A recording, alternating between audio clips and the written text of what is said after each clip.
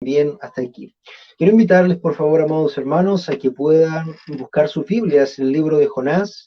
El libro de Jonás ha sido un libro bastante hermoso hasta aquí, bastante vivido también, puesto que muchas cosas de las que estamos viviendo Jonás las estamos viviendo nosotros mismos a la vez en la iglesia.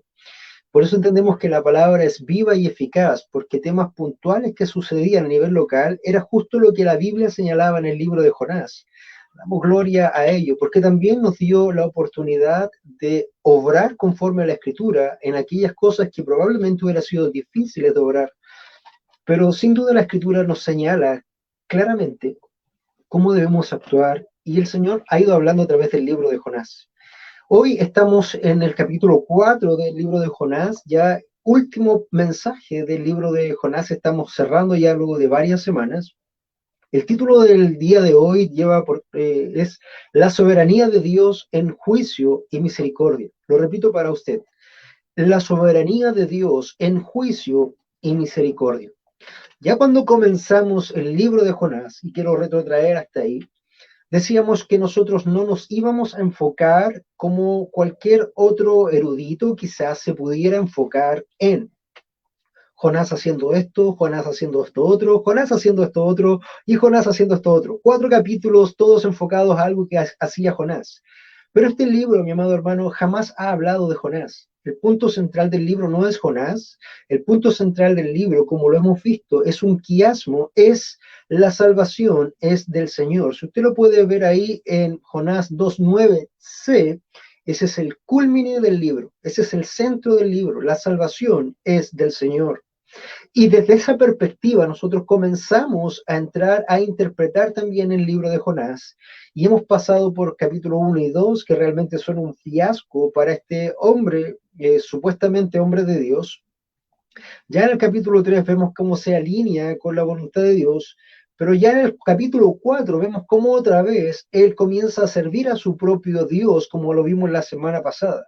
Y su propio Dios no era Yahweh, no era el yo soy, sino que era su propio corazón, su propia mente, sus propios deseos. Él servía al Dios del ego, al yo mismo. Entonces, hermano amado, eso es lo que aprendíamos la semana pasada.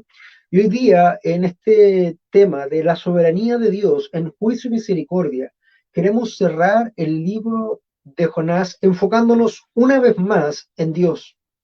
Dijimos las salvaciones del Señor, dijimos la gracia del Señor, dijimos la suerte es del Señor. Y así, hermanos, cada una de las cosas. Hoy el juicio y la misericordia también son del Señor. Por eso queremos comenzar este libro en el capítulo 5 al 11, lo que vamos a ver el día de hoy. Pero antes de eso quisiera recordar o retrotraer al versículo 4. Dice así la palabra del Señor. Antes del capítulo 4, perdón, es algo de lo que el Señor hace en el capítulo 3 al final y esto trae consecuencias para el capítulo 4. Dice el capítulo 3, 10 de Jonás, y vio Dios que sus acciones que se habían apartado de su mal camino, entonces se arrepintió Dios del mal que le había dicho que les haría y no lo hizo. Cuando Dios no hizo el mal que había dicho que iba a hacer a través de Jonás, vino todo este berrinche de este hombre que estaba más preocupado de sí mismo que de lo que era la voluntad de Dios, o lo que era el accionar de Dios, o lo que era la soberanía de Dios. Muchas veces nosotros mismos, hermanos, esperamos que se haga nuestra voluntad y no la de Dios. Si ustedes escucharan al Señor Jesús, el Señor Jesús dice, Señor, hágase tu voluntad y no la mía. Si tú escucharas orar a Jonás, él diría, Señor, que se haga mi voluntad y no la tuya. Eso es lo que estamos viendo en este contraste. Ahora, comenzando el capítulo 4, versículo 1 dice, pero esto desagradó a Jonás en gran manera y se enojó. ¿Qué cosa fue lo que desagradó a Jonás? Que el Señor tuviera misericordia y no matara ni destruyera a ese pueblo. Y oró al Señor y dijo, Señor, ¿no era esto lo que yo decía cuando aún estaba en mi tierra? Por eso me anticipé a huir de Tarsis, porque sabía yo que tú eres un Dios clemente y compasivo, lento para ira y rico en misericordia, y que te arrepientes del mal con que amenazas. Y ahora, oh Señor, te ruego que me quites la vida, porque mejor es la muerte que la vida. ¿Te das cuenta ahí? Un gran siervo de Dios diciendo gloria a Dios porque has hecho misericordia. No, está diciendo, Señor, porque tú no hiciste lo que yo quería que se hiciera, entonces quítame la vida. Y el Señor dijo, ¿tienes acaso razón para enojarte? Ahí terminamos la semana pasada. Hoy día vamos a leer lo que ocurre en el capítulo 5 en adelante, pero antes de eso vamos a tener un tiempo de oración.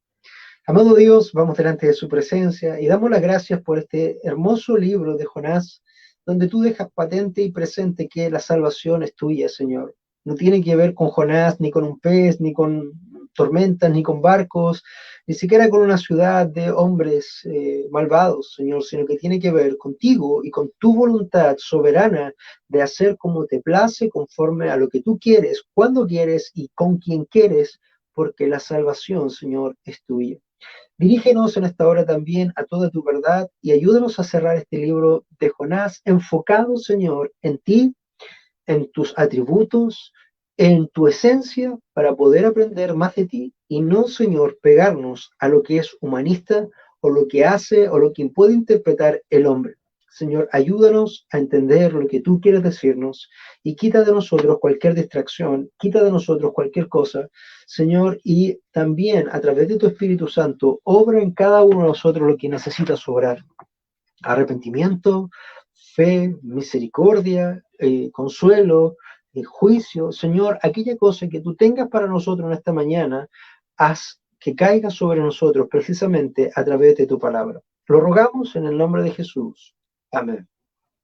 Entonces, amado hermano, cuando nosotros pensamos en la soberanía de Dios en juicio y misericordia, al final de este libro, vamos a establecer lo siguiente.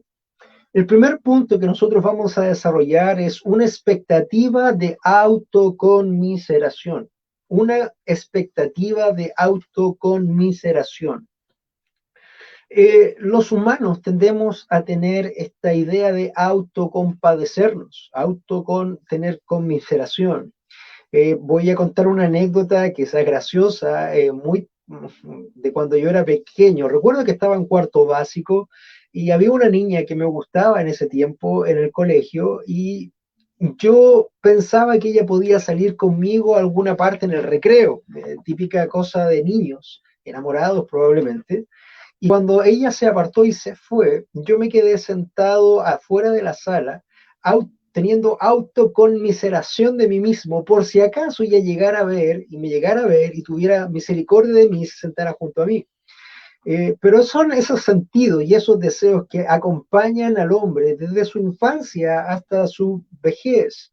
Eh, ¿Has tenido alguna vez algún momento de autoconmiseración donde te sientas en algún lugar donde te esperas enojado o amargado, esperando que quien te agravió o quien tú piensas que debería llegue a tu lado para pedirte perdón o estar contigo? Sin duda, en algún caso, probablemente ha pasado esto contigo, como lo pasó conmigo en este momento cuando era pequeño, ahí en cuarto básico. Pero, amado hermano, fíjate lo que está ocurriendo acá. Tenemos el gran cuadro, es Dios viniendo y haciendo misericordia. Recuerda que es imposible que esta gente de Nínive se haya salvado a sí misma tomando una decisión para obedecer. Era imposible. Recuerde que el profeta no estaba predicando salvación ni arrepentimiento, estaba diciendo, va a ser destruida Nínive por un Dios que ustedes no conocen, por un Dios que ustedes no sirven, por un Dios que ustedes no creen. Y del más grande hasta el más pequeño, desde el rey hasta el más pobre, todos a una se arrepintieron. Eso no tiene que ver con el hombre, eso tiene que ver con el Señor, que otorga tres cosas. Primero, regeneración, para que esas personas pudieran entender y conocer que el Dios de la Escritura se estaba revelando desde el cielo y que los iba a destruir. Dios tenía que hacerles nacer de nuevo. Lo primero, porque ellos estaban muertos en sus delitos y pecados, como todo el resto de la humanidad. Segundo, ellos necesitaban recibir un don sobrenatural, que es la fe sobrenatural, puesto que de esa forma ellos podrían creer en el Dios de Jonás, que es el Dios de la Biblia. Y tercero, una vez que hayan recibido esa regeneración y ese don de la fe para creer en Dios, un Dios que ellos no conocían ni creían, ellos tenían que recibir el don del arrepentimiento sobrenatural para poder arrepentirse con esta idea del cambio total de actitud. Hablábamos de la palabra metanoia en el Nuevo Testamento, de la palabra no la recuerdo en este momento, en el Antiguo Testamento, en hebreo, pero el significado es el mismo. El arrepentimiento es un cambio de mente, un cambio de actitud, de apartarse y dejar, y resarcir también en algunos casos. Eso tiene que ver con el arrepentimiento. Y nosotros vimos cómo toda la ciudad, dice la Escritura, 120.000 personas, 120.000 personas unánimemente se convirtieron y se arrepintieron. 120.000 personas, todos, a una. Eso es imposible a menos de que sea Dios el que haya actuado en forma sobrenatural, porque recordemos una cosa, la salvación es del Señor. Entonces, cuando Dios hace eso, el profeta se enoja hasta la muerte, y una vez que ellos se arrepienten, él todavía tenía en su corazón la esperanza de que Dios hiciera lo que él quería que hiciera, que era venir y destruir la ciudad. ¿Usted recuerda cuando vino la destrucción sobre Sodoma y Gomorra? Cómo cayó fuego del cielo, y antes de eso ángeles le dijeron a Dios, a Lot, huye de aquí porque la ciudad será destruida. Y Lot corrió y salió de la ciudad para salvar su vida. Quiero que se fije en este primer versículo de una expectativa de autoconmiseración. Escuche lo que dice el capítulo 5, del versículo 5 del capítulo 4 de Jonás. Entonces salió Jonás de la ciudad. Primera cosa, no vaya a ser que Dios se vuelva a arrepentir de su arrepentimiento y caiga fuego del cielo y destruya esta ciudad. Entonces, ¿qué hace Jonás? Salió de la ciudad, por si acaso. Dice, y se sentó al oriente de la misma. Y ahí yo me recordé de cuando yo estaba pequeño y me senté también apartado fuera del cuarto, del salón de clase de cuarto básico a esperar si esta chica volvía o no. Y allí, dice, se hizo un cobertizo, porque iba a esperar un largo rato al parecer, y se sentó bajo él a la sombra. Entonces, salió Jonás de la ciudad, se sentó afuera a esperar, y fue tan su espera que él construyó un cobertizo y se puso bajo la sombra. ¿Todo esto para qué? Al final de este versículo dice, hasta ver qué sucedería en la ciudad. Hermanos, Jonás tenía la secreta esperanza de que Dios viniera y destruyera a estas 120.000 personas y destruyera a Nínive. Eso era lo que Jonás estaba haciendo. Y como él estaba enojado porque Dios se había arrepentido, él estaba en cierta forma amurrado, él se aparta de la ciudad, él hace un aposento donde ponerse en la sombra y él se pone a observar como esperando en su autoconmiseración de que Dios hiciera lo que él quería que hiciera. Hermano amado, quiero animarte a depender y a entregar cada cosa, cada situación de tu vida al Señor. Eh, Ese asunto de la autoconmiseración no tiene ningún sentido. Dice la Escritura que Jonás se enojó hasta la muerte. Muchas veces ocurren circunstancias en nuestras vidas en las cuales tenemos esta autoconmiseración de nosotros mismos y también nos enojamos o decimos, por esta circunstancia o por esta otra situación me gustaría morir. O algunos que tienen quizás un temperamento más fuerte comienzan a golpear las murallas rompiéndose los nudillos por situaciones que no pueden cambiar. Hermano, necesitamos comenzar a ponernos como esclavos, como siervos, para poder asimilar, aceptar y gozarnos con la voluntad de Dios, que es buena, agradable y perfecta. Cuando tú tienes este sentido de autoconmiseración, primero no estás alabando al Dios de la Biblia, tú estás señalando y alabando al Dios que alababa Jonás, que era el Dios del ego, a ti mismo. Hermano, enfoca en Dios. No te enfoques en tus características, no te enfoques en tus circunstancias, no te enfoques en lo que estás ocurriendo. Mira tus ojos, fija tus ojos en Cristo y da gloria a Dios. Dile, Señor, ¿cuál es tu voluntad? Haz tu voluntad y gózate en ello. ¿Qué pensarías que hubiera pasado si el profeta realmente se hubiera gozado en la misericordia de Dios? ¿Tú crees que estaría ahí sentado en un rincón autocompadeciéndose de sí mismo? La respuesta es no.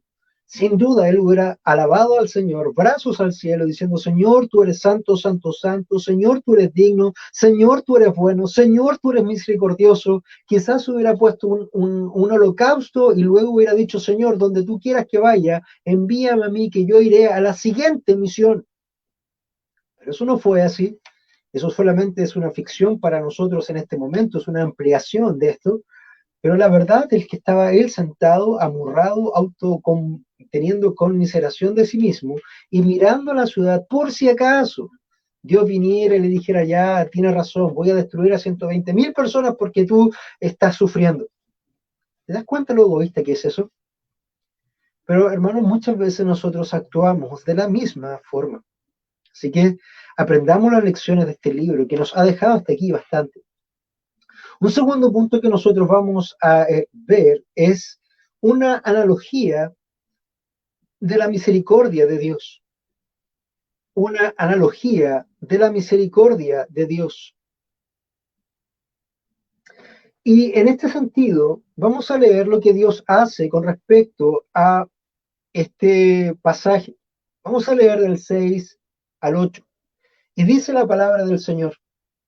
Y el Señor dispuso que una planta creciera sobre Jonás para que hiciera sombra sobre su cabeza y lo librara de su incomodidad. Y Jonás se alegró grandemente por la planta. Pero Dios dispuso que un gusano al rayar el alba del día siguiente atacara la planta y éste se secó. Y sucedió que al salir el sol, dispuso Dios un sofocante viento solano, y el sol hirió la cabeza de Jonás, y él desfallecía. Y deseaba con toda su alma morir, diciendo, mejor me es la muerte que la vida. Esta es una analogía perfecta de la misericordia de Dios, pero también es una analogía perfecta del juicio de Dios. Quiero que notes las frases y el Señor dispuso y Dios dispuso y dispuso Dios. Esto te ayuda a recordar que, hermanos, Dios es soberano y Él hace conforme a su voluntad. Por eso el título del día de hoy es La soberanía de Dios en juicio y misericordia. Veamos más detalladamente lo que Dios hace en esta analogía. Y el Señor Dios dispuso una cosa, que una planta creciera sobre Jonás para que hiciera sombra sobre su cabeza y lo librara de su incomodidad. Y Jonás se alegró grandemente por la planta. O sea, Dios de la nada hizo que una planta viniera y cubriera la cabeza de Jonás para darle sombra. Y esto agradó mucho a Jonás. Esto es bueno, esto es agradable, esto me sana de mi aflicción, del tremendo sol que hay acá. Entonces, fíjate, de Dios vino el deseo de crear una planta para proteger a Jonás. Pero fíjate también lo que hace para llevar esta analogía.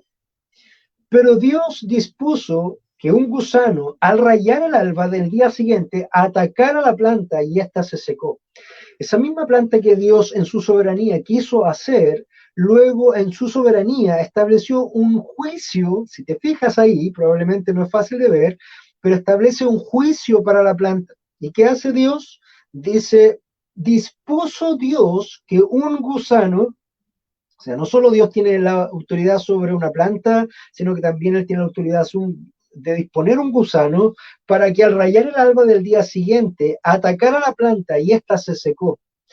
En el curso de un día Dios dispuso que una planta viviera, en el siguiente día Dios dispuso un gusano para atacar la planta y ésta muriera. Ahí tú puedes ver que Dios es soberano tanto en el juicio como en la misericordia. Dice, y sucedió que al salir el sol, dispuso Dios, otra vez, dispuso Dios una planta, dispuso Dios un gusano y ahora dispuso Dios un sofocante viento solano. O sea, Dios tiene soberanía sobre el reino vegetal, sobre el reino animal y sobre el viento. Esto ya lo tenemos claro sin duda, pero también lo está mostrando acá el texto. Y sucedió que al salir el sol, dispuso Dios un sofocante viento solano, y el sol hirió la cabeza de Jonás y él desfallecía. Ya no estaba más esa cobertura de la planta que tanto alivio le había dado y por lo que él se alegró grandemente. Una planta. Y ahora Jonás desfallecía. Y fíjate lo que dice el profeta. En vez de dar gracias a Dios Señor, en lo bueno y en lo malo, como decía Pablo, en la escasez o en la abundancia, a ti sea la gloria. No, una vez más, Jonás evidenció que el Dios al cual él servía era el Dios de su propio ego. Y él dice, y deseaba con toda su alma, todas sus fuerzas estaban enfocadas no en lo que decía el libro de Deuteronomio, que dice, amarás al Señor tu Dios con toda tu mente, con toda tu fuerza, con toda tu alma. En el fondo es eso. Amarás al Señor tu Dios. Él no estaba haciendo eso, él estaba diciendo y deseaba con toda su alma morir, diciendo, mejor me es la muerte que la vida. Otra vez, otra vez vemos al profeta generar esta autoconmiseración, porque mejor es servirse a sí mismo que servir a Dios.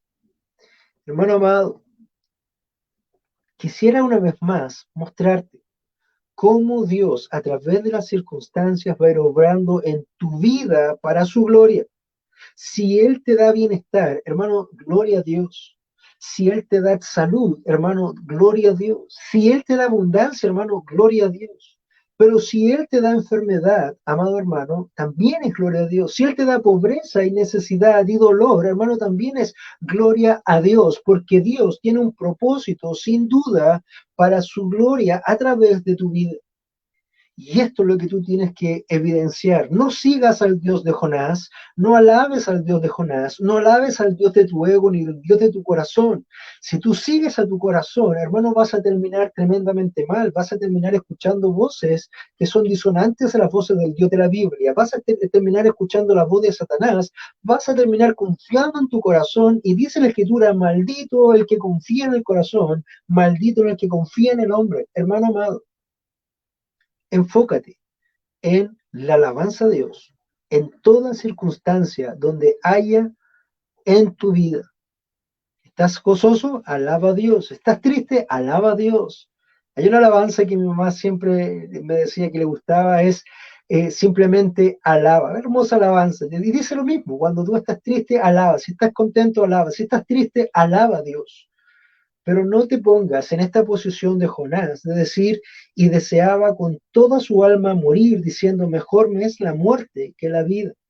Hermanos, este sentido de deprimirnos a un punto donde deseemos la muerte, esto no tiene que ver con un hijo de Dios. Recuerda que la fe sobrenatural que Dios nos otorga es una fe que permanece.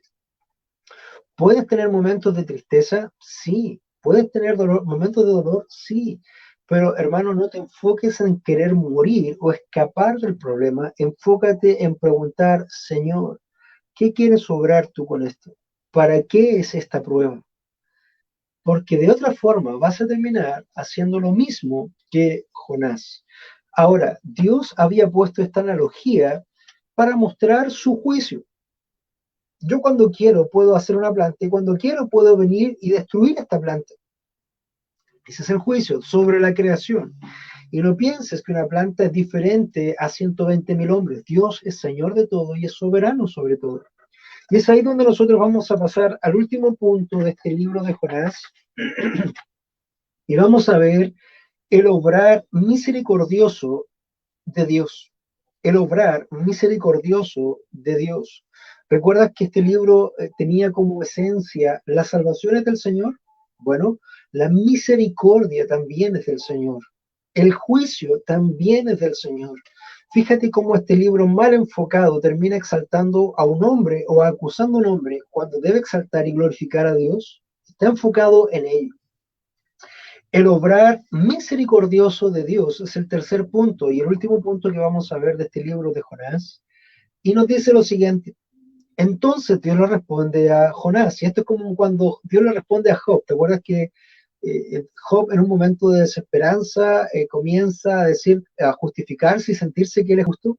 Bueno, acá también lo que hace el profeta es tratar de justificarse y Dios lo confronta. Entonces Dios dijo a Jonás, ¿tienes acaso razón para enojarte por causa de la planta? ¿Tienes razón para enojarte por causa de una planta. Fíjate, estás queriendo morir por una planta que murió y tú quieres morir por esa planta. ¿Tienes alguna razón de peso, lógica siquiera, de sentido común siquiera? La respuesta para nosotros es obvia, es no. Pero escucha lo que responde Jonás. Y él dijo, tengo razón para enojarme hasta la muerte. O sea, es tan profundo mi enojo que yo preferiría morir en vez de aceptar tu razón, Dios, para matar esa planta. Y el Señor le dice, y aquí es donde viene la contundente respuesta de la analogía de Dios. Recuerda que Dios prende al sabio en su sabiduría y al sagaz en su sagacidad. ¿Recuerdas cuando pecó David y vino el profeta Natán y lo confrontó? Y el profeta Natán le contó una historia y David le dice, el que hace eso debería morir. Y el profeta Natán le dice, ese has sido tú. David de su propia boca emitió el juicio que le correspondía. Algo así hace Dios acá. Y dijo el Señor, tú te apiadaste de la planta por la que no trabajaste.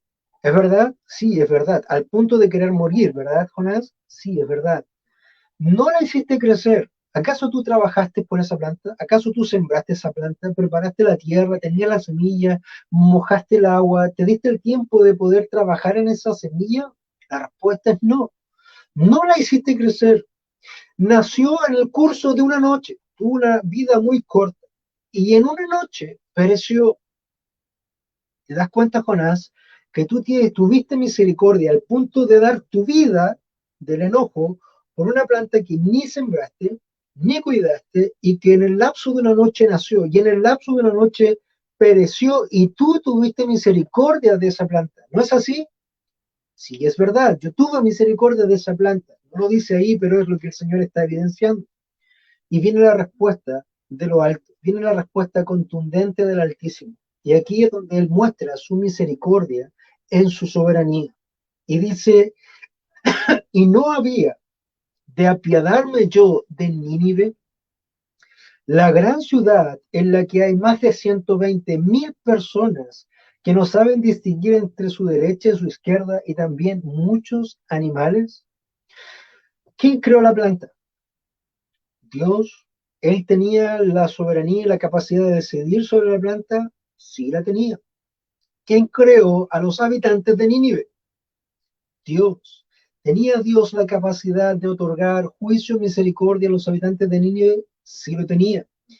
En este caso, el Señor, a través de este arrepentimiento, esta gracia que hizo derramar sobre el pueblo de Nínive y que los llevó al arrepentimiento, entonces Dios otorgó esa misericordia divina. Y hermano, aquí hay algo que nosotros también debemos observar. Sin arrepentimiento no hay misericordia. Hermano amado, tú no puedes ser más bueno que Dios. Tú no puedes andar por el mundo perdonando a todo el mundo y otorgando misericordia cuando no hay arrepentimiento. El Señor otorgó misericordia luego del arrepentimiento de Nínive. Por lo tanto, tú no puedes extender misericordia a quien no se ha arrepentido, porque eso va a agravar el pecado, va a agravar la falta. Para poder dar la misericordia, primero hay arrepentimiento, luego viene la misericordia. Hermano, no cambies esos factores, porque si no vas a hacer mucho daño. Dios llama al arrepentimiento. Y una vez que el arrepentimiento viene, Dios tiene misericordia. Lo mismo que ocurre acá. Entonces, para entender y atender esta razón, recordemos que no solamente la salvación es del Señor, la suerte es del Señor, la gracia es del Señor, el control de los elementos es del Señor, sino que también el juicio y la misericordia son del Señor. Por lo tanto, amado hermano, si tú necesitas ponerte a cuentas con el Señor el día de hoy, si estás viviendo en una vida que está en desobediencia, si estás en una vida que está no honrando a Dios, es tiempo de que tú te arrepientas delante de Dios para que Dios pueda otorgarte esa misericordia. Si tú te has de arrepentir genuinamente, sin duda el Señor va a obrar esa misericordia en ti. Lo vimos en Nínive. Hermanos, y no te confundas. no te confundas, porque Dios podía haber hecho exactamente lo mismo como lo que hizo con la ciudad de Sodoma y Gomorra, y hubiera sido Dios igual de justo, igual de bueno.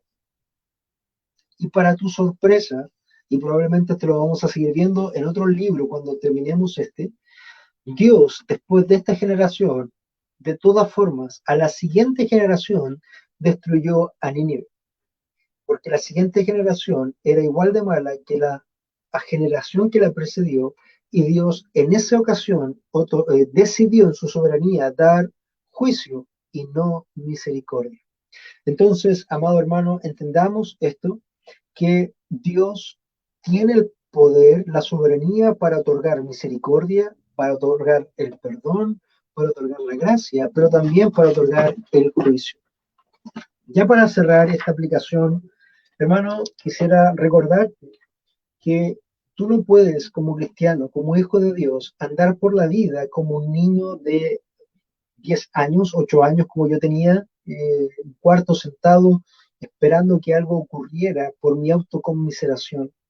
Hermano, debes tomar fuerza y valor y como un siervo y un esclavo de Jesucristo, ir buscando la voluntad de Dios y glorificándote lo que Dios haga o deje de hacer, porque Dios en todo tiene un propósito. También debes recordar que Dios puede quitarte tu aflicción de la nada, o de la nada puede ponerte en aflicción, también como lo hizo con esta planta y este gusano. Hermanos, Dios tiene un propósito mayor al que tienes tú en tu vida. Dios no está pensando en darte tu mejor vida ahora. Dios no está pensando en que tengas todo ahora. Dios no está vendiéndote un evangelio de la prosperidad para que seas cabeza y no cola. Hermano, Dios te va a dar lo que necesite darte para ir conformando en ti la imagen del Señor Jesucristo. Si tú estás disfrutando bienestar y abundancia, gloria a Dios, porque probablemente no tengas problemas con eso. Pero si estás pasando problemas económicos o problemas también de salud, da gloria a Dios y busca en qué Dios está trabajando en ti para que pronto también puedas salir de ello y puedas ir conformándote día a día a la imagen de Dios. Y por último, nunca te olvides de que Dios es soberano y que Él ejecuta juicio o misericordia conforme a su voluntad y a su propósito. Hermanos, para cerrar simplemente quisiera decir, la salvación es del Señor. Nunca lo olvides. Y porque la salvación es del Señor, entonces como iglesia debemos estar atentos a poder ir y obrar lo que el Señor nos pide. Vayan y prediquen el Evangelio, porque la salvación es del Señor. Él va a salvar a unos, va a condenar a otros, pero el que salve va a ser para la gloria de Dios y el que condene va a ser para la gloria de Dios. Vamos a tener un tiempo de oración y luego vamos a volver con nuestro hermano José Luis para tener una última alabanza en este culto del día domingo. Amado Dios, quisiéramos exaltar tu nombre. Señor, ¿cómo no darte gloria cuando tú eres tan hermoso, tan maravilloso? Y no solamente por tu misericordia, que es quizás las cosas que nos gustan, sino también por tu justicia. Señor, tú muestras tu cabalidad en todo, tu santidad, Señor, que muestra tu salvación, tu santidad que muestra que tu juicio es justo y santo, tu santidad que muestra que tu misericordia también es santa. Señor, ayúdanos a enfocarnos en ti y a sacar la mirada de nosotros mismos. Ayúdanos a servirte a ti, Dios Todopoderoso, y no a querer servirnos a nosotros mismos, sino que, Señor, como dice tu palabra, ayúdanos a tomar nuestra cruz y vivir también para ti. Como discípulos, sabemos que no podemos tener a nadie por sobre ti. Como discípulos, sabemos que tenemos que tomar tu cruz y seguirte. Como discípulos, sabemos que tenemos que negarnos a nosotros mismos. Señor, ayúdanos a enfocarnos y a tomar este ejemplo de Jonás, no como un buen ejemplo a seguir, sino como un ejemplo a no seguir, para que, Señor, nosotros exaltemos tu prehombre, tu presencia, y no a nuestras propias personas, como lo quería hacer este hombre. Ruego por cada uno de los hermanos en la congregación que está mirando, Señor, esta enseñanza, y obra también en ellos, Señor, lo que has de obrar. Si hay alguno que esté pasando algún tiempo difícil de dificultad y eso lo lleva a la autoconmiseración, Señor, primero que todo, repréndelo en esta hora, quiebra esa autoconmiseración y llévalo de rodillas ante ti para ponerte, Señor, a cuentas con Él y exaltarte, Señor, en la abundancia, en la pobreza, en la salud, en la enfermedad, en cada circunstancia, Señor, enfocamos y decimos en todo, solo a ti, la gloria. Bendecimos tu nombre en esta mañana, en el nombre de Jesús. Amén y amén.